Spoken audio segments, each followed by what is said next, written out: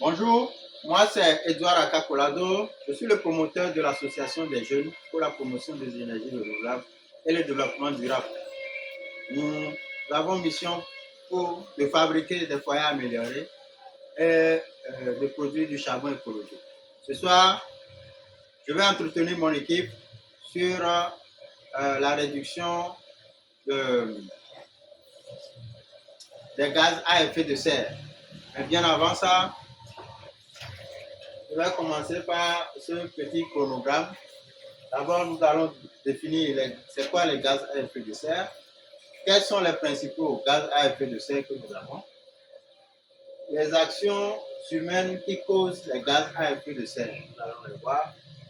Nous allons voir également les conséquences des gaz à effet de serre dans l'environnement et sur la Terre.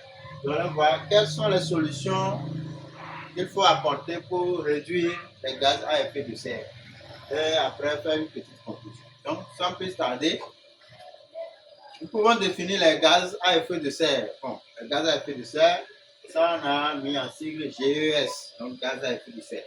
Donc, les gaz à effet de serre, c'est des gaz qui sont soit naturellement créés, bon, qui sont des gaz naturels dans l'atmosphère, ou ça peut être créé de façon artificielle, mais c'est quand même des gaz qui retiennent ou captent la chaleur émise par le soleil sur la Terre.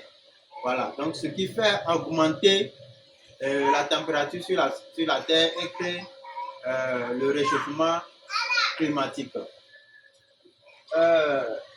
Voilà, donc quels sont les principaux gaz à effet de serre qu'on peut trouver dans la nature ou dans l'atmosphère? D'abord, on peut trouver le CO2, voilà, on peut trouver le CO2, on peut trouver de l'eau, l'évaporation, pas l'évaporation de l'eau. On peut trouver également le méthane, c'est du gaz inodore et incolore. On peut trouver également l'ozone, on peut trouver également les CFC. Donc, voilà les principaux gaz à effet de serre qu'on peut trouver dans la nature. Voilà. On peut encore également trouver du NO2, comme ça. Voilà.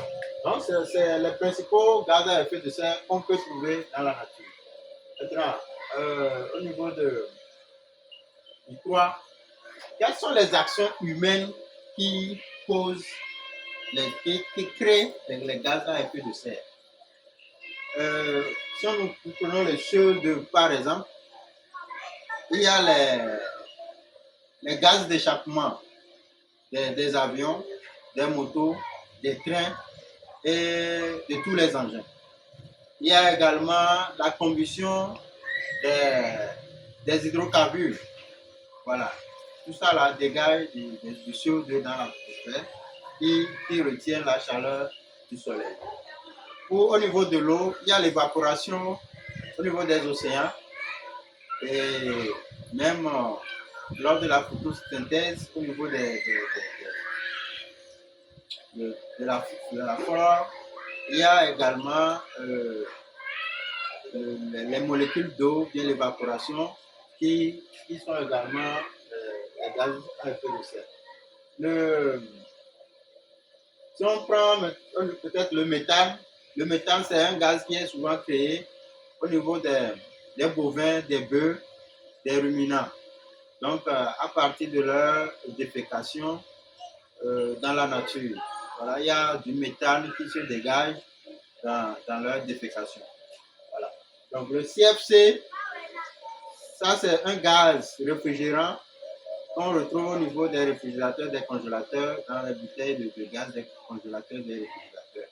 Donc, qui se libère lors de l'échange, par exemple, de ce gaz, ça se volatile, ça se libère dans la nature, dans l'atmosphère.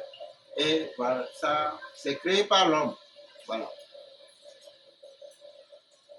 Donc, Voilà un peu les actions que l'homme crée pour engendrer des multiples gaz à effet de serre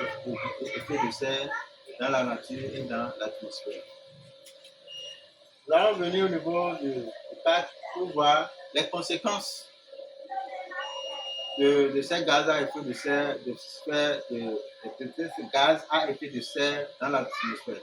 Les premières conséquences sont les changements climatiques, sont le réchauffement climatique, c'est-à-dire que le niveau élevé déjà de la température, voilà. Et il y a aussi des irrégularités au niveau des saisons. Il y a des fois des hausses de pluie, des abondances de pluie qui va créer des érosions. Et il y a aussi également des sécheresses abondantes. Il y a aussi la montée des mers et des océans qui va créer des érosions au niveau des côtes et voilà, faire évacuer également des populations qui habitent dans ces endroits. Voilà un peu les conséquences.